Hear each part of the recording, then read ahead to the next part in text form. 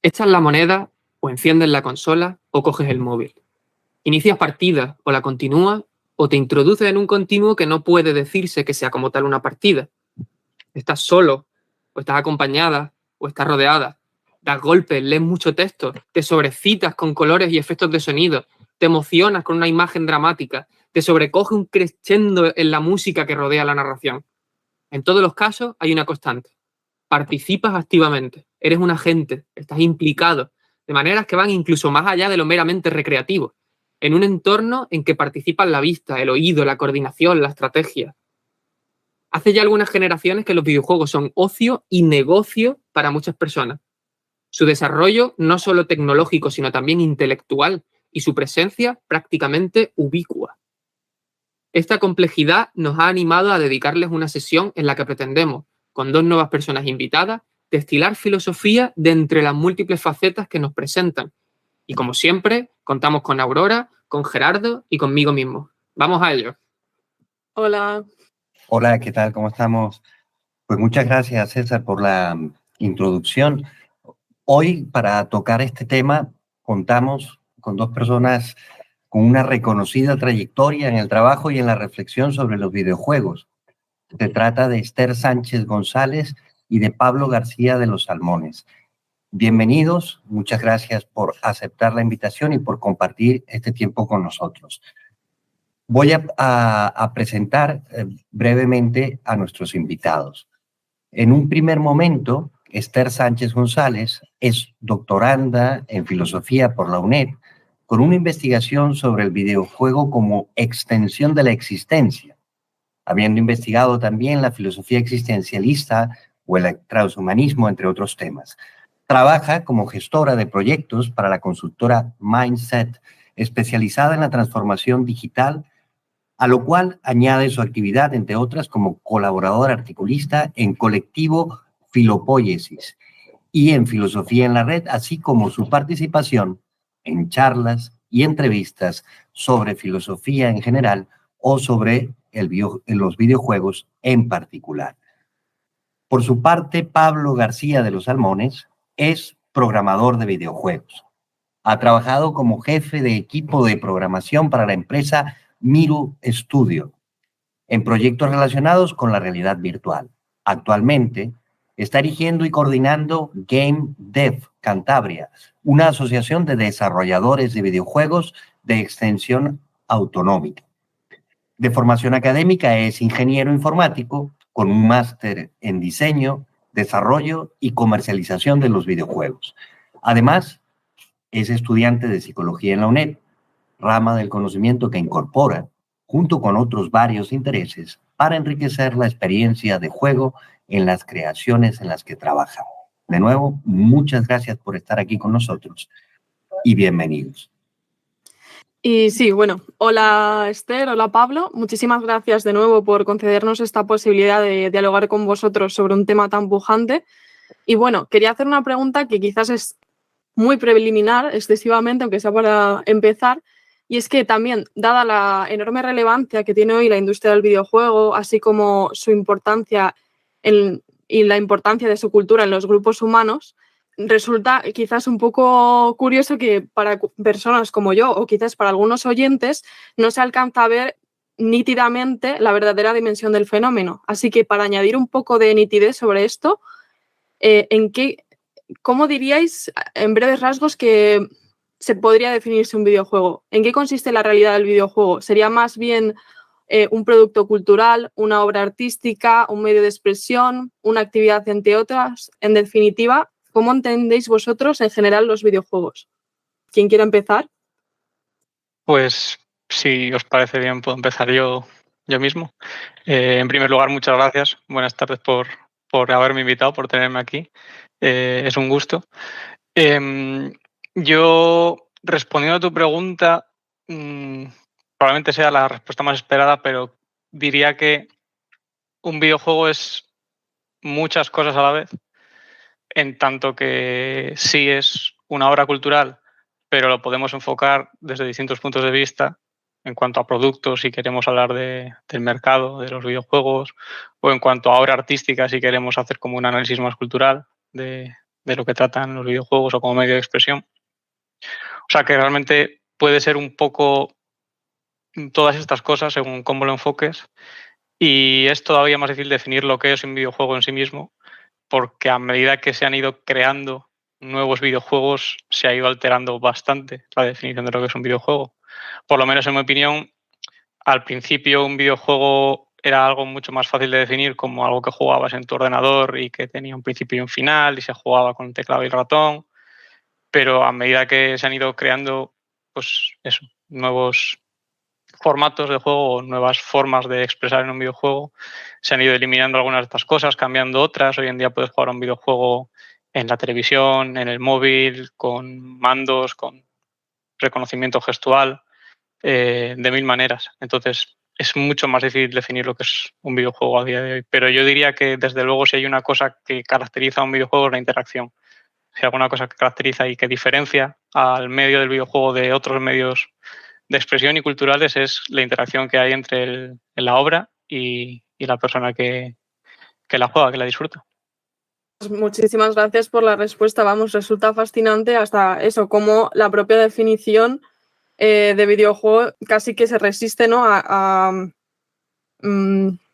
encapsularse, ¿no? en esa definición a través de una serie de medios técnicos específicos, ¿no? Y Esther, ¿cuál sería tu opinión sobre el asunto? Bueno, en primer lugar, buenas tardes a todos y a todas. Muchas gracias por la invitación, porque bueno, la verdad es que siempre es una gozada profundizar en estas cuestiones. Vamos, a mí es algo que me apasiona, ¿no? Un poco siguiendo la línea presentada por Pablo, creo que un videojuego engloba todas esas dimensiones que se han mencionado en la pregunta inicial, ¿no?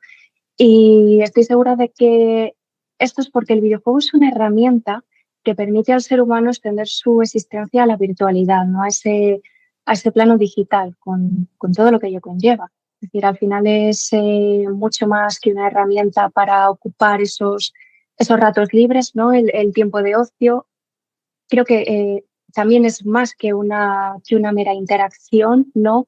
O que él está sentado frente a esa pantalla donde pasan cositas, ¿no? Algo curioso, ¿no? Y que creo que me he dado cuenta de ello a medida que jugaba, ¿no? Porque yo soy muy jugadora, es cómo el videojuego se convierte en un entorno o en un mundo que nos permite vivirnos a nosotros mismos con una intensidad que en el plano tangible, ¿no? Y desde el cuerpo biológico no existe, es imposible. Entonces, es también una herramienta para conocerse a uno mismo. Qué bonito. Bueno, ahí no sé, perdón. No, o sea, digo, dirías... Ya, es que me da mucha tentación de repreguntar cuestiones en base a lo que has dicho. Incluso podrías atribuirle una cierta dimensión trascendente a los videojuegos, de trascendencia. Yo diría que sí, es que el fenómeno es muy intenso, ¿no? Es que igual es raro verlo, ¿no?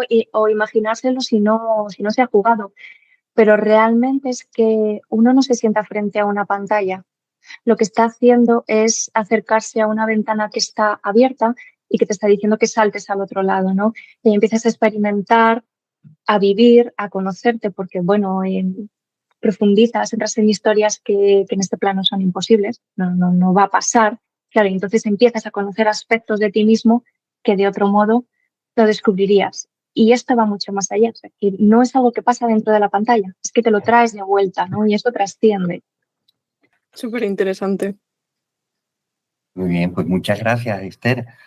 Realmente súper interesante, ¿no? Hemos visto en estas primeras intervenciones, pues esas dimensiones múltiples que presenta esta realidad, cómo pues es difícil dar una definición que ponga una especie de confines claros de qué es un videojuego. Es una herramienta, una extensión de nuestra realidad a lo virtual, es más que esa mera interacción.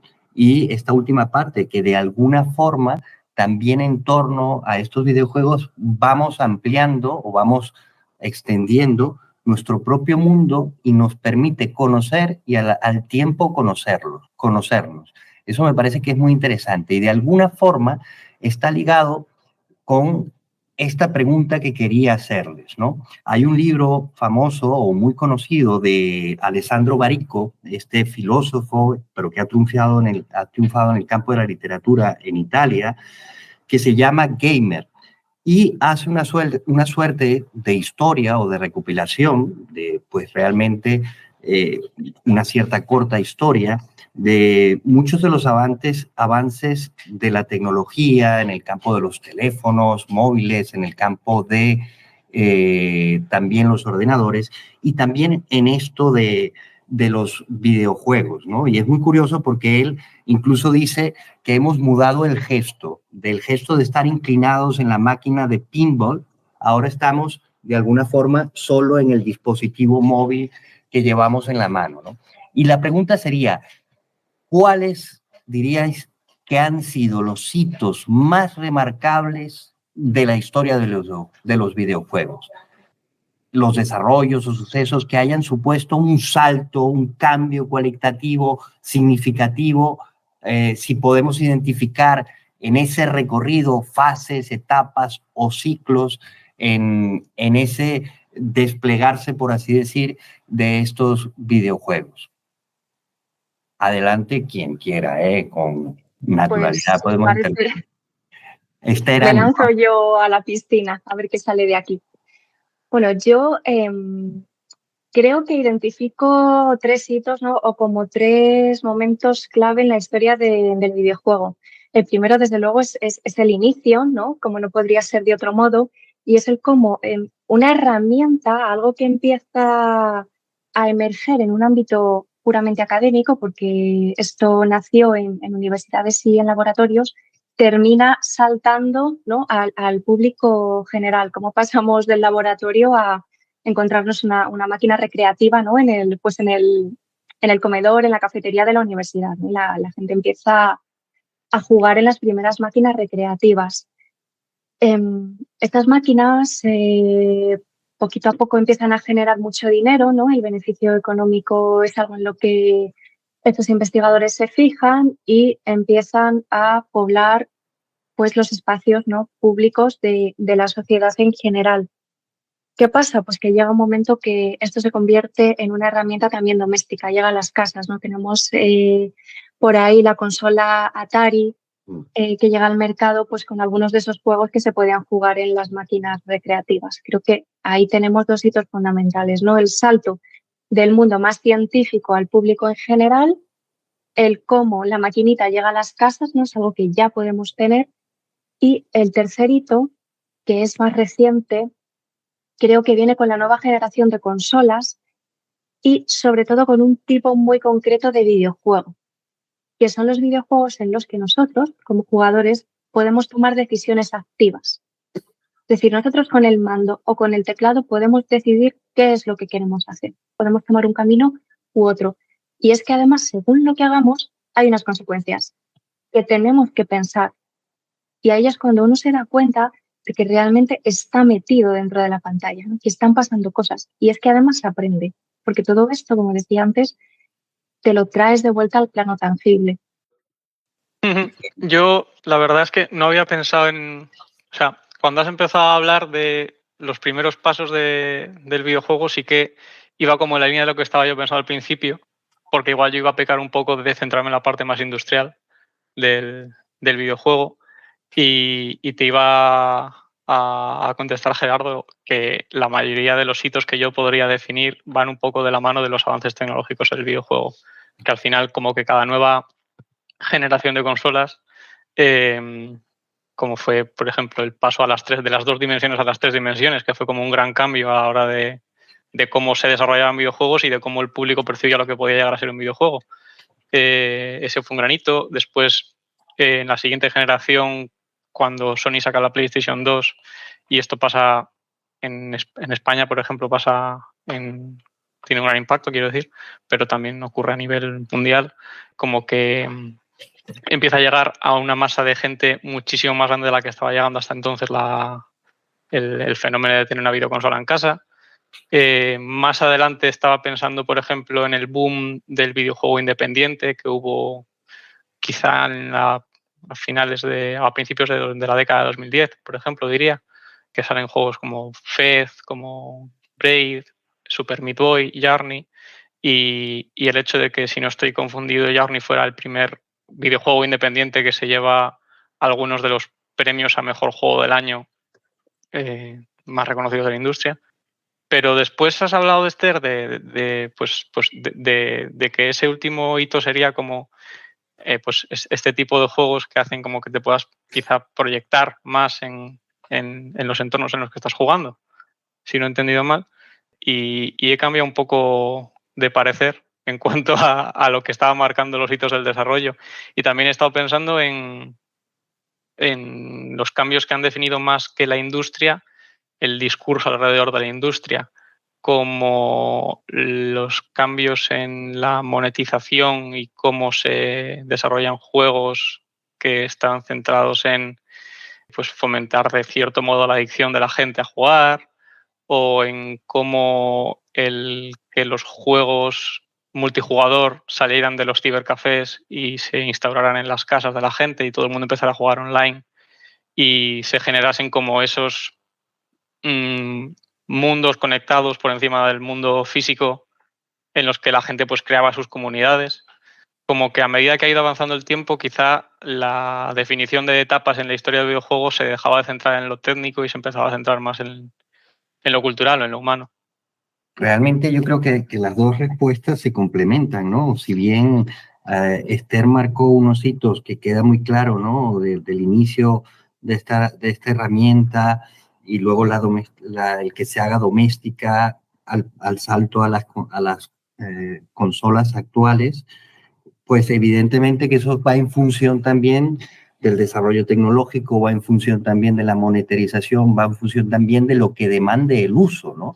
Porque el uso también y el consumo de estos videojuegos determinan de alguna manera, pues no sé, su longevidad o su desarrollo. De alguna manera, allí cada una de las partes influye en otra. Pues genial la respuesta, muchísimas gracias.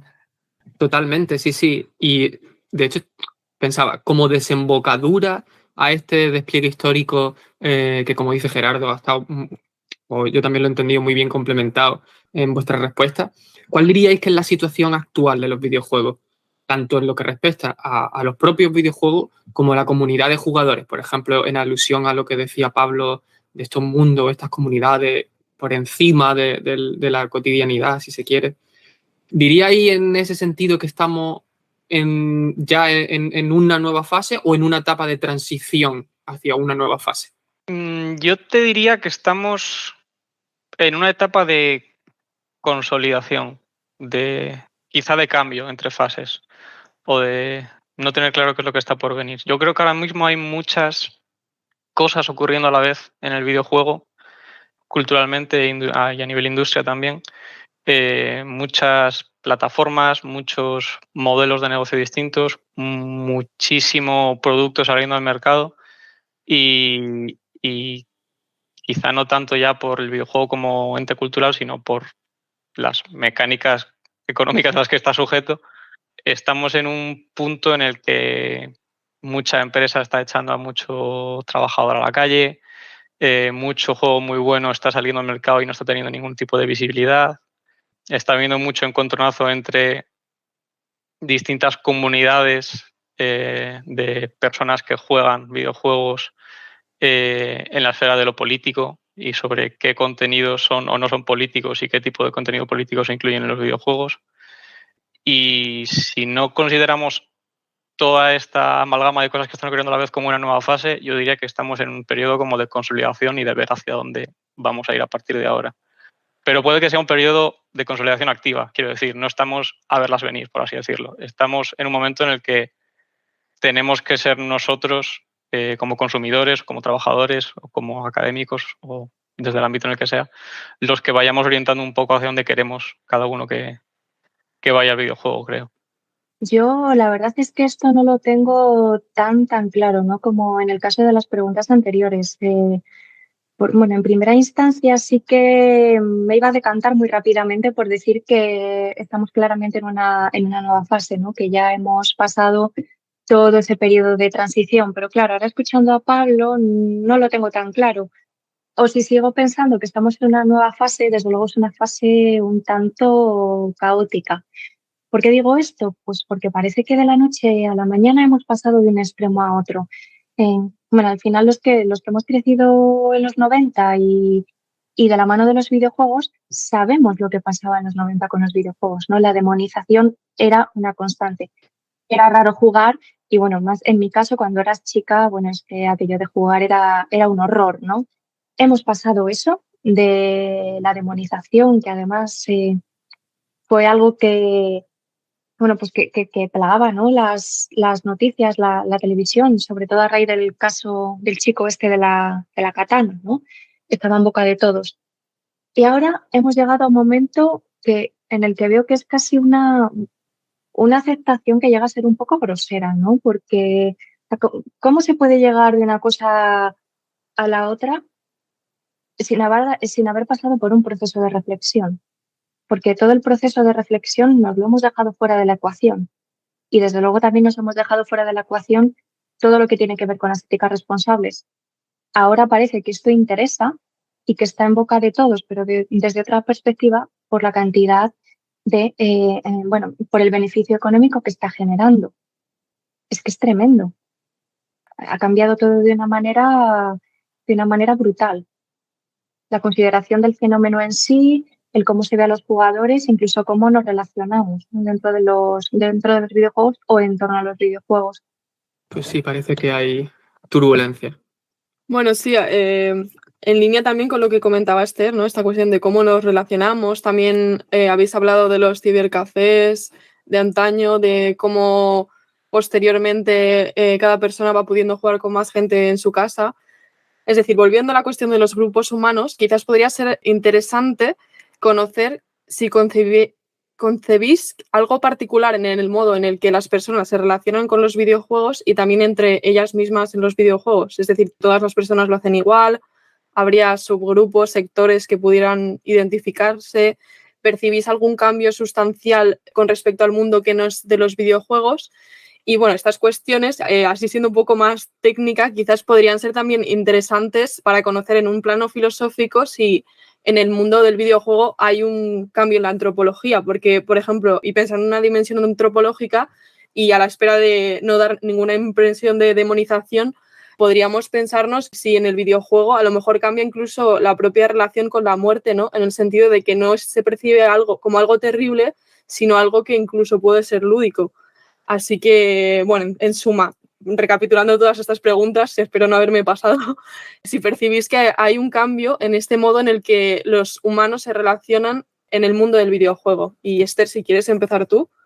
Vale, pues vamos allá. Bueno, esta pregunta me parece súper interesante, ¿no? Sobre todo cuando has mencionado la cuestión de la muerte, porque creo que esto es algo esencial dentro de los videojuegos, desde un punto de vista filosófico y también antropológico. Cómo los conceptos de vida y muerte han dejado de ser lo que eran, porque ya no existe. O sea, no podemos hablar de una muerte como tal, ni de nuestros personajes, ni de nosotros mismos, que, bueno, esto lo explicaré ahora porque puede sonar bastante friki. Al final, tú no puedes morir dentro de un videojuego cuando estás habitando ese cuerpo digital. Siempre vas a reaparecer, ¿no? No estás sometido a ese carácter de ser, valga la redundancia, un ser para la muerte. Siempre va a haber un modo de burlar las manecillas del reloj, ¿no?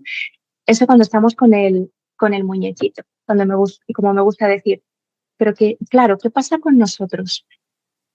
Esto es algo que empecé a pensar, ¿no? Cuando yo, precisamente en Bloodborne, que es un videojuego del que hemos hablado antes de empezar con el directo, me puse a mirar las horas de juego que llevaba y me puse a sumar y vi todos mis perfiles. Claro, todos los personajes que yo había creado eran muy parecidos físicamente a mí. Y me di cuenta de que si yo al día siguiente moría, en el plano tangible, todo eso se iba a quedar ahí. Al final son horas que he dedicado. Esos personajes son una extensión de lo que yo soy. Ya no es que solo sean igual físicamente. es que he pasado tiempo con ellos, he hecho muchas cosas a través de esos personajes, ¿no? Y ahí los conceptos de vida y de muerte cambian, ¿no? Ya son otra cosa. Y como eso, realmente, todas las dimensiones de lo humano. La cuestión del lenguaje es súper curiosa también, ¿no? Y esto creo que es un cambio interesante. Cómo hablamos los jugadores entre nosotros y de lo que acontece dentro del videojuego. Siempre lo contamos en primera persona. Yo no conozco a un jugador o jugadora que hable de un videojuego, de una partida, desde la voz del personaje. Siempre lo cuentas como algo que te ha pasado a ti. Y esto solo es algo que solo tiene sentido dentro del contexto del videojuego. Si alguien de fuera escucha esa conversación, probablemente no entienda nada, ¿no? Porque además también hay un argot específico dentro del mundo del videojuego y también de juegos concretos. Esto es interesante, ¿no? Cuando hablamos de socialización. Y luego ya para terminar, también es interesante cómo generamos cultura a los jugadores, cómo compartimos, ¿no? Cómo hablamos en foros, ¿no? Compartimos trucos, secretos, ayudamos a la gente, se redactan guías. Esto al final es una forma de generar sabiduría colectiva a la que realmente tenemos acceso todos. Sí, la verdad es que estaba ahora pensando, mientras te oía hablar de... Bueno, en primer lugar, cuando te he oído hablar de los personajes de Bloodborne y de cómo podrían permanecer ahí como una imagen tuya después de que tú pudieras morir, me he dado cuenta de que eso va un paso más allá en todos estos juegos que además también tienen una economía interna, un sistema de economía, de inventario, de cosas que se pueden comprar y vender dentro del juego, juegos multijugador grandes como World of Warcraft y cosas así, y de hasta qué punto la gente también puede llegar incluso a intentar dar en herencia propiedades, por así decirlo, ajenas al mundo físico, que están simplemente parte de estos mundos digitales. Y de hecho, no sé si el otro día leí alguna noticia relacionada con que Steam, el distribuidor de videojuegos digitales, hacías como especial énfasis en que, no sé si respondiendo a alguien que había manifestado su intención de legarlo, pero como de que no podías dar en herencia tu biblioteca de videojuegos o algo así, pero como que alguien podía llegar a valorar de esa manera su biblioteca de juegos como para que fuese una de las cosas en las que pensaba cuando pensaba en que dejar en herencia. Y luego has avanzado hacia los argots y hacia las comunidades de juegos y me he dado cuenta de que es tan amplio el videojuego que las diferencias entre las distintas comunidades que se pueden generar dentro de los juegos son inmensas. Estoy pensando en fenómenos como la infamosísima toxicidad de la gente que juega a League of Legends, por ejemplo, o de la recepción que tuvo hace poco Baldur's Gate 3, que es un juego en el que la gente estaba muy involucrada en contar todo lo que les iba pasando, que además es un tipo de juego que se presta mucho a relatar en primera persona, como tú decías, pues este tipo de cosas que te van ocurriendo durante la partida. Y hay un caso también muy, muy, muy bonito de esto, cuando, no sé si fue hace un par de años o 3, a partir de la pandemia ya se empezaron a enronar los años, pero creo que fue cercano a la pandemia, cuando se lanzaron, no sé si el mismo día o la misma semana, 2 juegos tan distintos como eran Animal Crossing y Doom Eternal, creo. Y las dinámicas que surgieron entre, bueno, para quien no los conozca, Animal Crossing es un juego en el que tú llegas a un pueblo y vas invitando a aldeanos que te visitan a que se queden a vivir contigo y haces crecer flores, recoges fruta, básicamente cuidas de tu comunidad. Y Doom Eternal es un juego de disparos en primera persona en el que vas asesinando demonios a ritmo de heavy metal y todo es hiperviolento. Y empezaron a surgir dinámicas súper bonitas entre las comunidades de Doom y de Animal Crossing, celebrando la salida de los dos juegos a la vez y de cómo la gente iba a alternar unos y otros y de cómo te sentías si jugabas a las dos cosas a la vez, o de gente que solo jugaba a uno y que se iba a dedicar a jugar al otro, o coger a personajes y hacer arte de fans de personajes de un juego disfrazados del otro juego. Como que las propias comunidades de videojuegos son conscientes de lo que son, de lo que representan y del carácter por el que se les percibe online. Porque la gente que juega Animal Crossing sabe que tienen esa imagen de tranquilos, de afables, y la gente que juega a LoL, a League of Legends, por ejemplo, tiene autoconocimiento de esa fama de tóxicos. Y no sé, o sea, no quería llegar a ningún sitio en concreto, pero me parecía como algo a comentar el cómo se generan todas estas dinámicas entre comunidades y cómo se crean comunidades muy distintas en función de los juegos, los géneros de los juegos, las cosas que se hacen dentro de los juegos. Me parecía muy curioso. Desde luego que lo es, y además un asunto súper chulo, ¿no? Entonces, especie de, no sé, mundo, intramundo, extramundo, no sé, me abruma, pero en el buen sentido. Quería preguntaros también, en relación, pero quizá distanciando un poquito de esta cuestión antropológica y social, bueno, en cualquier ámbito es amplísimo y hay mucha variedad, lo estabais diciendo, aunque hablaseis de las comunidades, ahora centrándome en el videojuego en sí. Pues el ámbito del videojuego, la realidad de los videojuegos, los propios videojuegos también son variadísimos. Por ejemplo, el Candy Crush es un videojuego, el Overwatch, que es de tiro, así un poco de dibujito animado, pero de tiro, es un videojuego. O el 12 minutos, 12 minutes, que tiene lo podemos comentar después, si no, tiene una mecánica bastante curiosa, también es un videojuego. Y sin embargo, las experiencias de juego son claramente diferentes entre estas 3 entregas o entre muchos otros videojuegos. Entonces, ¿qué podríais decir sobre los diferentes géneros de videojuegos? Y a riesgo de poder coquetear con un esencialismo, un purismo, que a lo mejor no debería defenderse, pero ¿diríais que hay géneros que son más videojuegos que otros géneros? ¿Algunos que se aproximen a algo así como la esencia del videojuego? Pues sea por su carácter creativo o por su carácter, su modo de usar la tecnología o por cualquier cuestión que se os ocurra. No sé si esta vez quieres empezar, por ejemplo, tú, Pablo. Sí. O sea, no me importaría si Esther me quieres ir interrumpiendo también, porque yo creo que esto da para mucha discusión, pero voy a empezar por el final, si me lo permites, pero yo creo que no podemos decir que haya juegos o géneros que sean más videojuego que otros. O sea, estoy seguro de que alguien puede intentar defenderlo, sobre todo gente que sea fan de juegos que han existido desde siempre, porque hay géneros, y supongo que ahora podemos hablar de ello, que han nacido casi a la vez que el videojuego y géneros que han ido naciendo mucho más tarde. Por ejemplo, los juegos de disparos en primera persona son algo que ha existido desde hace mucho tiempo más que los juegos de granjas, por ejemplo, supongo. Y que quizá por el tipo de interacción que tienen, alguien podría decir que son más videojuego. Pero ya desde el principio hemos hablado de que es muy difícil definir qué es un videojuego, más allá de la interacción. Y de la misma forma que es difícil definir qué es un videojuego, yo creo que no es fácil definir que algo sea más videojuego que otra cosa. Y de hecho hay géneros que están extremadamente alejados de lo que se pondría a considerar un videojuego. Y ahora mismo estoy pensando en el género de los walking simulators, porque yo creo que es de los que más debate, si se puede decir así, han generado al respecto, porque incluso en lo que toca a la interacción, es poca interacción la que involucra. Son juegos en los que te dedicas a pasear mientras las cosas que tengan que ocurrir van sucediendo delante tuyo, sin que tú suelas a menudo tener mucha agencia sobre lo que ocurre ahí. No sé, Esther, lo que opinas tú de este tema. La verdad es que he de decir que es una cuestión compleja, ¿no? Y por ello hay que tratar de encontrar un enfoque o un prisma que permita abordarla con algo de claridad. Y esto al final pasa por la reflexión, ¿no? En mi caso, pues como no podía ser de otro modo, ese enfoque, eso tiene que ser la filosofía. Entonces, en ese sentido, si el videojuego se entiende como una extensión de la existencia, ¿no?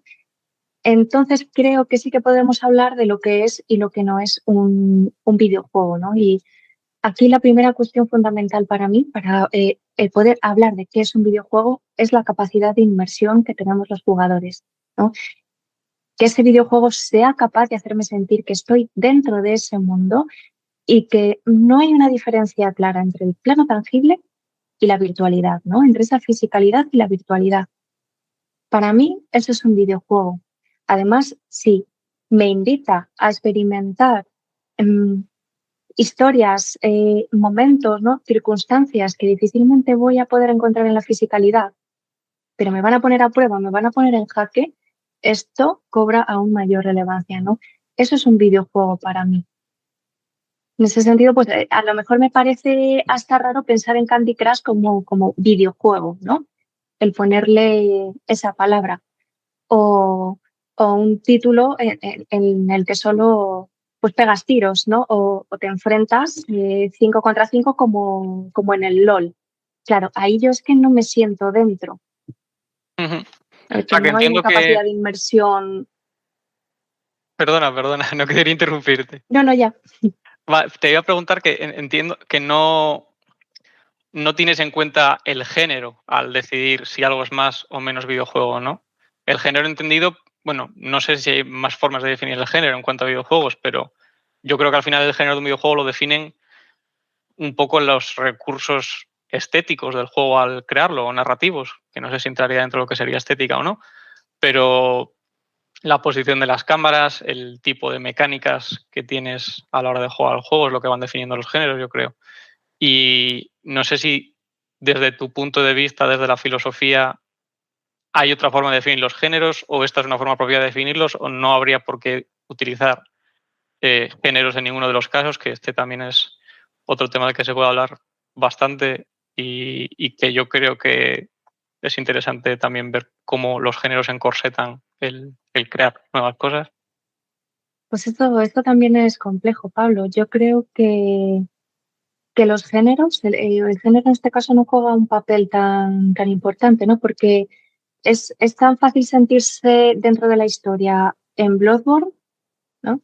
Que está muy bien detallado, muy bien definido. En algunos puntos, ¿no? En algunos momentos es muy realista. Si pensamos en el mundo, bueno, salvando algunas diferencias, si pensamos en el mundo de la fisicalidad, ¿no? Pero también es muy fácil sentirse dentro en un videojuego más independiente como puede ser Life is Strange, ¿no? Que tiene una fotografía como muy suya, ¿no? Casi que parece un dibujo, una ilustración. No está emulando la realidad real con detalle, desde luego, es un dibujo, pero te sientes dentro, Uh-huh. porque además tomas decisiones. Sí, desde luego. Un poco en relación a esto de tomar decisiones y sentirse dentro, aunque no sé si nos alejamos mucho del tema del género y de lo que es un videojuego o no, pero quería preguntarte en concreto si has jugado a The Last of Us 2. Sí. Porque he tenido debates con gente al respecto de este juego y al respecto de si el videojuego debería facilitar que tú sientas que estás dentro del juego y debería facilitar que te proyectes en ese juego, o si debería fomentar que la gente practique un poco, que haga ejercicio de empatía. Porque para mí The Last of Us 2 es un juego que habla mucho de hacia qué lleva la venganza y de cómo la violencia engendra más violencia y este tipo de cosas.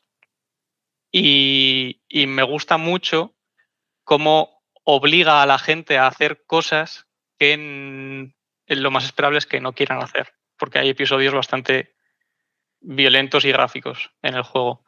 Y aunque a mí me gusta cómo el juego te obliga a ponerte en la piel de la protagonista cuando haces este tipo de cosas, he oído mucha crítica al respecto del juego también en ese sentido, de me han obligado a hacer esto y yo no quería y me sacó muchísimo del juego. Y quizá eso, según tu punto de vista, hace que ese juego sea menos juego. No sé qué decirte, Pablo, es que es intenso, ¿eh? De las Us 2.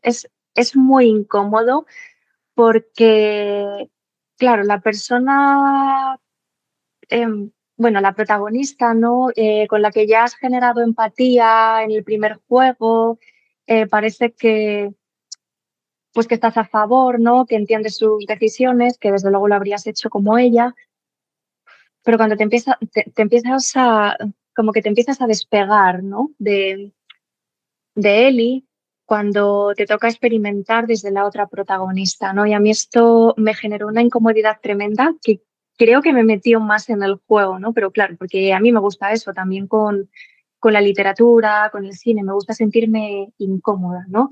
Y que esos engranajes se pongan a girar y salga algo interesante, ¿no? Una reflexión. Y es, ¿no?, muy curioso cómo vas pasando de una a otra y al final incluso que empatizas más con el personaje que se entiende que es malo que con la buena. Pero es verdad que la gente lo ha criticado mucho. Sí.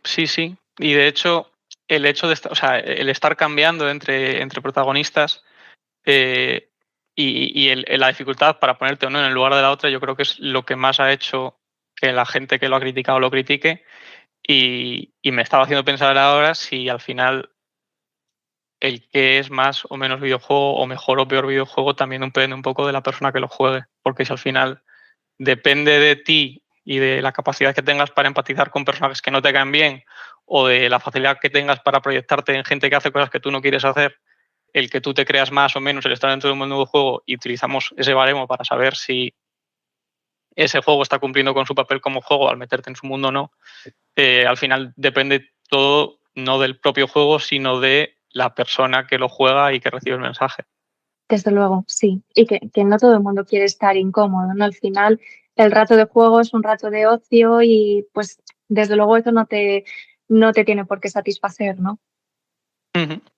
Pero, bueno, por apostillar, no sé si no podría apelarse a una especie de objetividad en el sentido de que lo que tú parece que apelas, Esther, es también al componente de ficción del videojuego, ¿no? En el sentido de la capacidad que esta ficción tiene de que tú te identifiques con el personaje, ¿no? Entonces, quizás algo sería más videojuego cuanto más sofisticación tuviese esa ficción, pudiera ser. No sé, como a modo de hipótesis. Sí. No lo digo muy segura, pero sí que puede que vayan por ahí los tiros, ¿no? Pero ya decía, por ejemplo, ¿no? Cuando establecía una diferencia entre Bloodborne, ¿no? Que es muy sofisticado en todos los aspectos, y Life is Strange, ¿no? Que parece que tiene menos de esas características. Es complicado, ¿eh? Bueno, es curioso porque ha salido en la pregunta sobre si hay una esencia o no hay una esencia del videojuego, ha salido a relucir primero lo que decía Pablo, si era más importante los géneros y un poco por resumirlo y esquematizarlo con una brocha gorda, ¿no? Y por otro lado, Esther nos hablaba más quizás por el lado del dinamismo propio del juego, del sentirse involucrado, de la empatía, y vemos cómo de alguna forma se queda corta esa idea de género, esa idea de esencia que sirve para catalogar, ¿no? O quizás los juegos, pero no definen la dinámica propia del juego, la vida propia, la realidad propia del juego, ¿no? Y eso me parece que es muy interesante.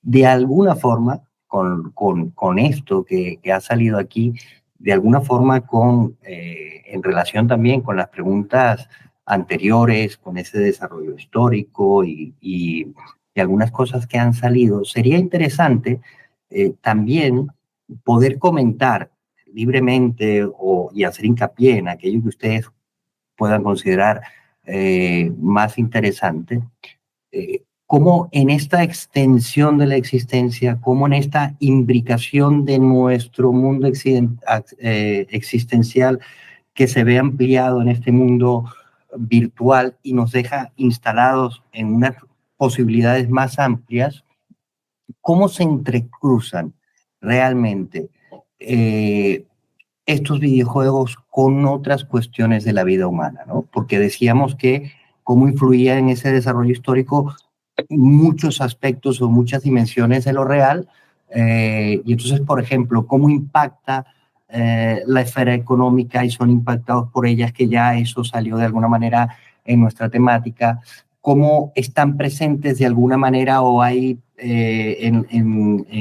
pues, en el cine o en las producciones de películas están presentes ámbitos donde está presente el videojuego, incluso en películas en las cuales no están inspiradas en videojuegos, pero aparece, ¿no? Ya están, de alguna manera ya forman parte pues de lo familiar, de lo obvio, ¿no?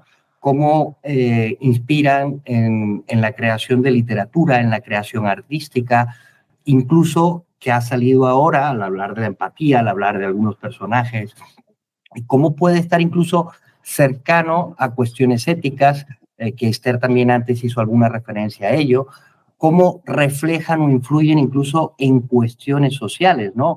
Por ejemplo, ¿no? En cuanto a progresos sociohistóricos en materia de algunos temas que para nosotros son más preocupantes o más acuciantes, como por ejemplo, podríamos decir, pues el feminismo, si tiene algo de presencia o tiene alguna imbricación, o en los últimos tiempos que se van dando algunas polémicas, por ejemplo, las críticas que ha recibido la saga Metal Gear, ¿no? Por machismo, más recientemente lo del cartel de la Retro Barcelona, pues no sé, tomen el aspecto que a ustedes les parezca más interesante y vamos a comentar libremente algo sobre esto. Gracias.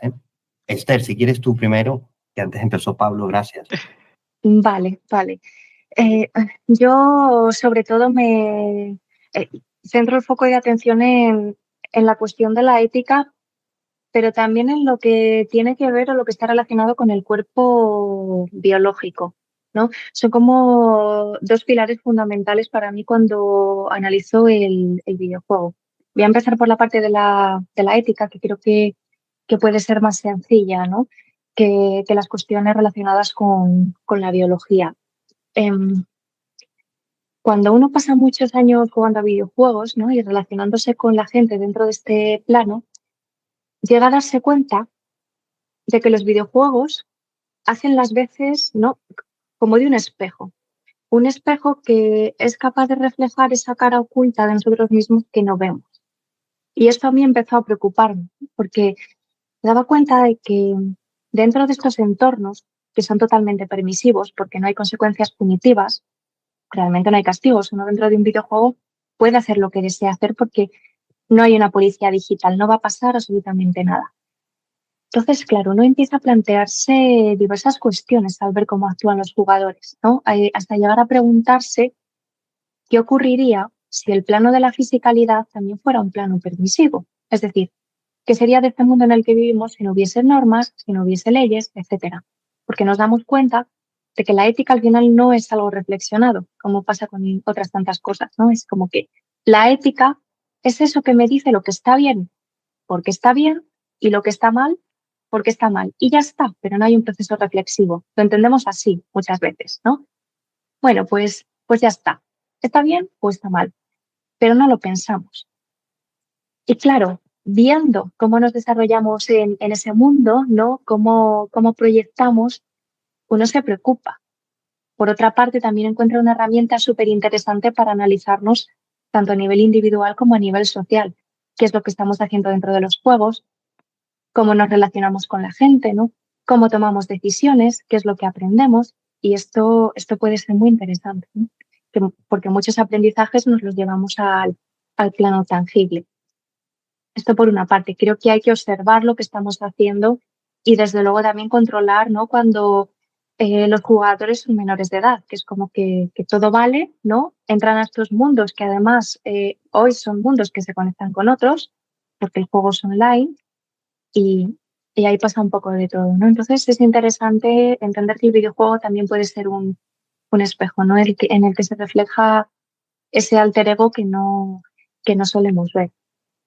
Y luego la cuestión de la biología es también interesante, ¿no? Porque en cierto modo el videojuego, trascendiendo incluso los postulados del transhumanismo, puede ser una herramienta de mejoramiento humano. No digo biomejoramiento porque la realidad biológica que somos no se toca, no se puede intervenir. Pero mientras estamos dentro de ese mundo, es como si abandonásemos el cuerpo biológico y pasásemos a habitar una suerte, en una especie de envoltorio digital que está potenciado. Es un cuerpo que no duele, es un cuerpo que está potenciado, es un cuerpo que no enferma, y si enferma no pasa nada porque siempre va a haber una medicina, siempre va a haber un antídoto que vas a encontrar rápido en el juego y te vas a salvar. Si mueres, no pasa nada, puedes reiniciar la partida, ¿no? Y en cierto modo, ese rato que estás dentro del juego, estás viviéndote a ti mismo desde un cuerpo mejorado, ¿no? Por esto yo digo que es una herramienta de mejoramiento. Ya sé que es un poco raro, ¿no? Y que hay que cogerlo con pinzas, pero también es una forma de verlo, ¿no? Y de conocerse a uno mismo.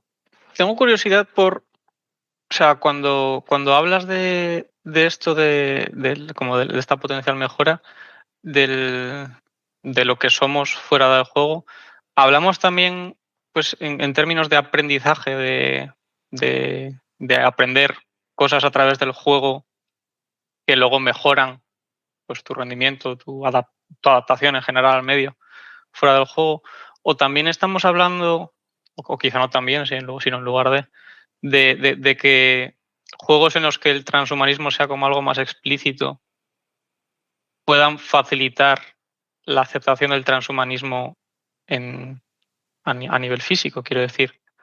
O sea, igual estoy pecando de ser explícito yo, pero juegos que sean muy obvios en cuanto a mejoras cibernéticas en el cuerpo humano, estoy pensando en Deus Ex, por ejemplo, pueden llegar a hacer más aceptable a nivel social que fuera del juego, en el mundo físico, la gente empiece a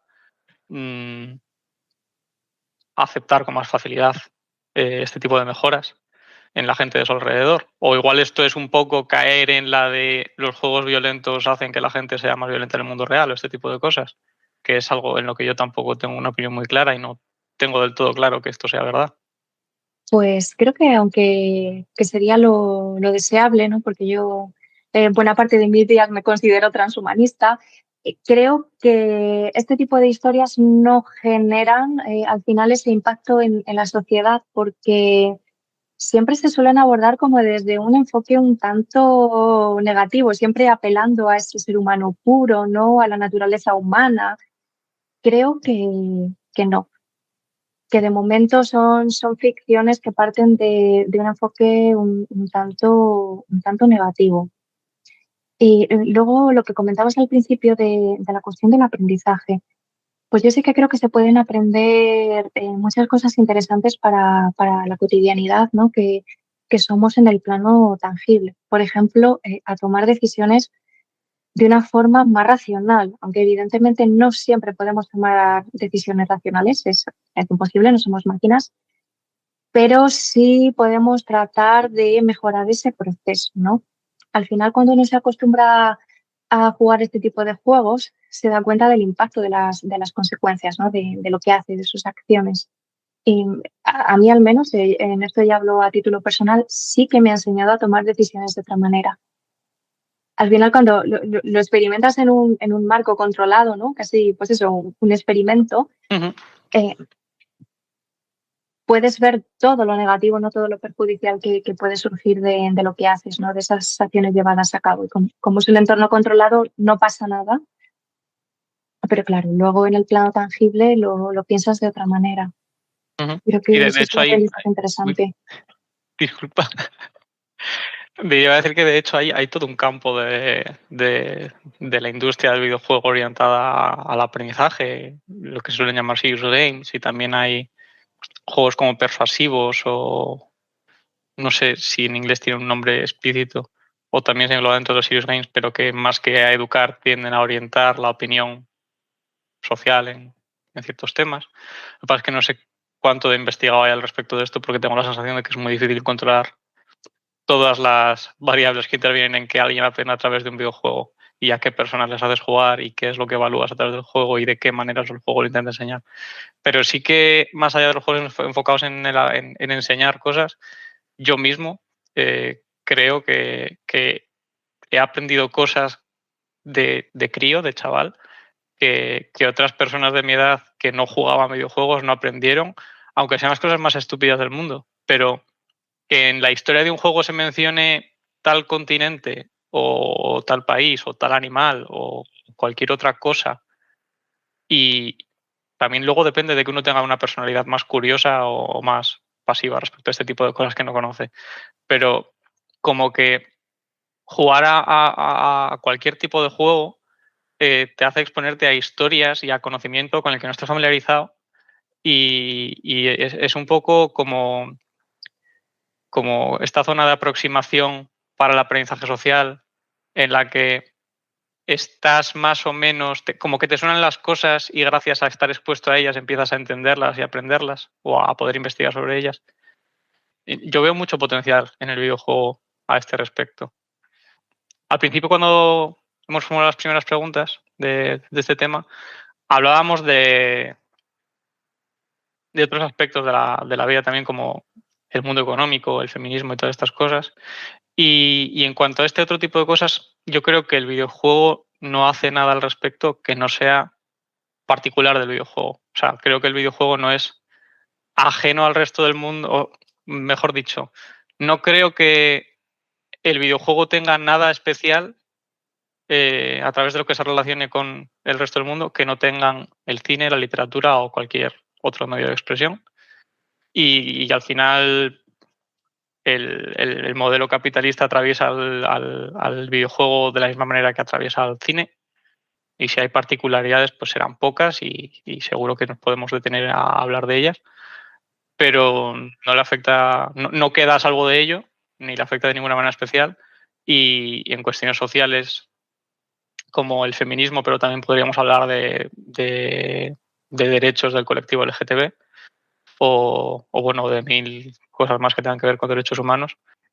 Tampoco, o sea, no deja de ser otro campo en el que se da el debate que se da en otras esferas. Creo que al final hay gente más familiarizada con el videojuego que con el cine o con la fotografía, que expresa a través del videojuego las cosas que otras personas expresan a través del cine o de la fotografía, pero al final lo único que hace es proporcionar un espacio más en el que la gente puede transmitir, puede expresar cosas y se puede debatir a partir de ello. No sé si tú, Esther, tienes una opinión más concreta al respecto de esto. La verdad es que estoy súper de acuerdo con todo esto último que has comentado, ¿no? Al final el videojuego no es algo aparte del mundo, es una extensión de él. Por lo tanto, los debates y los dilemas son los mismos. Creo que es especialmente útil, sí que es verdad, que el hecho de que la cualidad diferencial del videojuego, que sea la interactividad, se aproveche en las obras que traten temas así, facilita muchas veces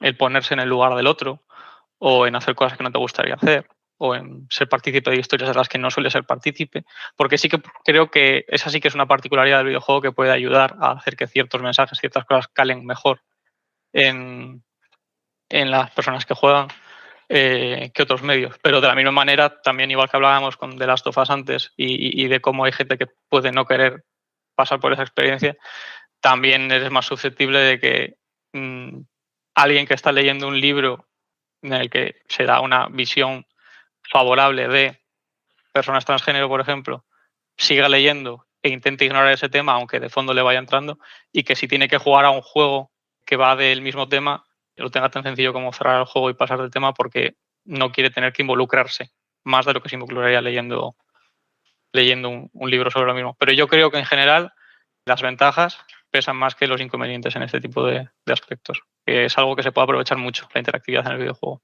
Me parece muy interesante, Pablo. Es también, de alguna forma, la idea que decía Esther al principio, ¿no? Es un espejo, ¿no? Y no solo es un espejo de análisis reflexivo, ¿no? Sino al nosotros decir esa idea de que es una extensión de nuestro mundo, pues que no dejamos de estar inmersos en la realidad y la realidad no deja de estar inmersa en ese continente virtual, por así decirlo. Entonces, evidentemente, replica o hace eco de pues las discusiones y tal, y a la vez que recibe ese eco, también de alguna manera canaliza, ¿no? La expresión, ¿no? La expresión de los diseñadores, de los creadores, de la estética que porta el juego, pero también de sus usuarios, evidentemente, ¿no? Porque el jugar un rato y relajarse en ello, jugar por descargar y dar todos los tiros que no das en la realidad, o como decíamos, como también nos familiariza con, pues no sé, con un ambiente, con una temática. Los pequeños aquí, cuando empezaban a jugar el FIFA, se aprendieron todas las banderas y países del mundo, porque habían equipos de fútbol y tal. Pues yo no se las enseñé, ni ellos estuvieron memorizando nada.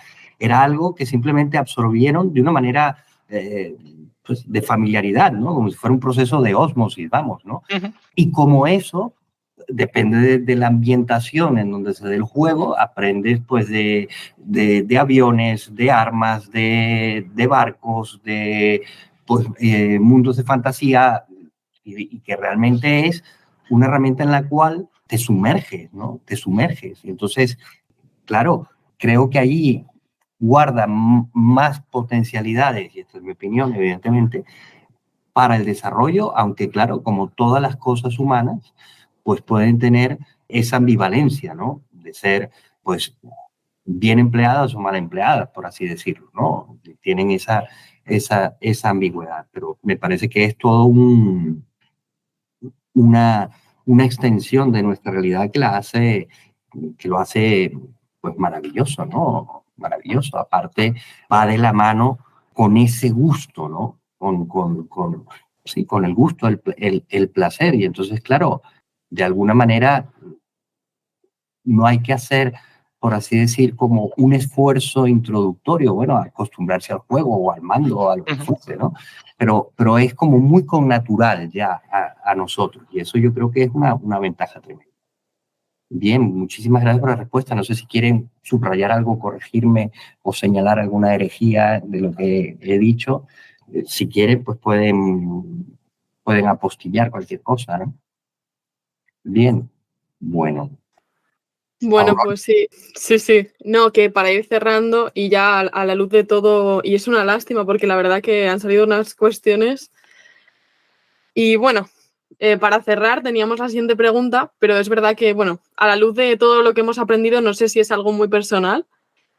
¿Haríais alguna recomendación de algún videojuego para la audiencia o para nosotros? No sé, por ejemplo, Esther, ¿qué videojuego extiende más nuestra existencia? No, broma. Yo mencionaría dos que han ido saliendo a lo largo de la charla. Desde luego que The Last of Us, tanto la primera parte como la segunda son totalmente recomendables. No es un juego en el que se puedan tomar decisiones interactivas, es una historia lineal, pero al final te sientes obligado a habitar, ¿no?, en el cuerpo y en la historia de los protagonistas. Creo que es un ejercicio de reflexión muy interesante porque el mundo en el que se desarrolla es un mundo complejo y lo que ocurre también es una historia dura. Entonces creo que puede aportar bastante, ¿no?, cuando se trata de reflexionar sobre el ser humano y su naturaleza. Ese por una parte. Luego siempre me gusta recomendar otro videojuego en el que sí que podamos tomar decisiones interactivas, ¿no?, y ponernos a prueba, ¿no?, a ver qué sale de ahí. Este es Life is Strange. No hay solo uno, hay varios. Está el original, tenemos una precuela, también hay una segunda parte y un par de títulos más, ¿no?, de la saga. Siempre recomiendo el original porque tiene algo muy curioso, más allá de poder tomar decisiones, ¿no?, desde el mando, que es que podemos rebobinar el tiempo. Esto nos vendría muy bien en el plano tangible cuando decidimos y decidimos mal. Entonces, es muy curioso experimentarlo, ir para atrás en el tiempo, cambiar decisiones y ver cómo las diferentes decisiones impactan de una manera o de otra. Pablo. Yo también tengo dos opciones para recomendar. La primera igual, no sé, igual me estoy exponiendo demasiado, porque probablemente aquí todo el mundo sepa más de filosofía que yo. Y el juego que voy a recomendar tiene mucho que ver con filosofía. Se llama The Talos Principle, principio de Talos. Hay dos partes de este juego, pero bueno, lo más recomendable es empezar con la primera. La segunda se puede jugar independientemente, pero construye a partir de lo que se sabe de la primera. Y son juegos de puzzles en los que el jugador encarna a un robot, pero el robot, por resumirlo mucho, o digamos el personaje contra el jugador, por resumirlo mucho, es parte de un mundo creado para poner a prueba una inteligencia artificial que equivalga a lo humano, que alcance lo humano. Se supone que tú encarnas a un robot que tiene una iteración bastante avanzada de esta inteligencia artificial, que ya ha habido muchas iteraciones antes que tú, y cuando vas avanzando por estos mundos, que simplemente son como reconstrucciones simuladas de entornos grecolatinos, egipcios y de civilizaciones antiguas, vas resolviendo puzzles que son puros puzzles de lógica, son bastante interesantes, algunos son más difíciles que otros, y el juego va hablando mucho de temas de existencialismo, hay una entidad que puede que sea un dios o puede que simplemente sea una máquina, o una máquina que un dios ha creado y ha puesto ahí para que interactúe contigo. Vas encontrando pistas de gente que estuvo antes que tú en ese mundo y viendo cómo diferentes inteligencias tomaron diferentes decisiones respecto a qué hacer, respecto a no voy a hacer nada porque este es el mundo que este dios me dio y no quiero estropearlo, o no me fío de esta persona que me está dando desde el cielo, mi misión es llegar hasta donde se encuentre y derrotarlo. Creo que el juego es muy bueno, mucho mejor de lo que se me está dando a mí, poniendo sobre la mesa bastantes temas que creo que en filosofía se los deben tratar mucho y haciéndolos bastante accesibles al público en general. Entonces yo creo que es un juego súper interesante para la gente a la que interese esto de manera incluso no académica, y para la gente a la que simplemente le gustan los juegos de puzzles, porque también es un juego bastante competente en ese aspecto. Y a mí por lo menos me resultó súper estimulante este juego y la segunda parte que salió el año pasado. El primero tiene algún año más, pero son muy recomendables los dos. Y el otro juego que quería recomendar se llama Unpacking y es un juego más chiquitín, bastante más accesible para la gente que no juega habitualmente. Y a mí me gusta muchísimo recomendarlo porque suelo decirle a la gente que no lo conoce que es o que hace todo lo que durante mucho tiempo la gente que desarrolla videojuegos y que estudia el videojuego como modo de vida ha estado diciendo que pueden hacer los videojuegos. Quiero decir, lo que les distingue de otros tipos de medios. Y es el transmitir y el contar historias y mensajes solo a través de la interactividad. Y es un juego muy simple porque consiste en desempaquetar cosas. De ahí viene el nombre. Es un juego en el que tú vas siguiendo la vida de una chica de casa en casa, desde la casa de sus padres cuando es pequeña, a la residencia cuando empieza a estudiar en la universidad, a la casa en la que comparte con su primera pareja.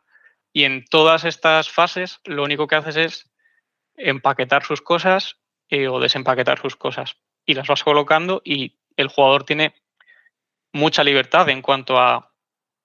hay como un componente expresivo en cómo colocas las cosas del personaje principal en los espacios. Y llega un punto del juego en el que esto se hace muy explícito, pero el juego tiene una capacidad increíble para que te des cuenta de las cosas que están ocurriendo en la vida de esta persona solo a través de las cosas que tiene, las cosas que guarda, las cosas que ha tirado, dónde puede colocar ciertas cosas. Y no quiero contar mucho más porque es algo que es muy bonito de experimentar y además es un juego muy corto y muy reconfortante de jugar, pero realmente, o sea, me parece, sin ser uno de los juegos más grandes que ha salido en los últimos años, sí que es uno de los que yo creo que mejor representan lo que es el videojuego y lo que se puede hacer con el videojuego. Pues qué buenas recomendaciones. Enhorabuena a ambos. Muchísimas gracias por haber venido a este pequeño podcast y nada, simplemente despedirnos de los oyentes. Os esperamos en un próximo capítulo. Muchas gracias a Gerardo y a César y de nuevo a Esther y a Pablo. Muy bien, Gracias. gracias, gracias por todo, gracias por aceptar la invitación. Gracias, Aurora. Gracias, César. Gracias a ti. Un abrazo.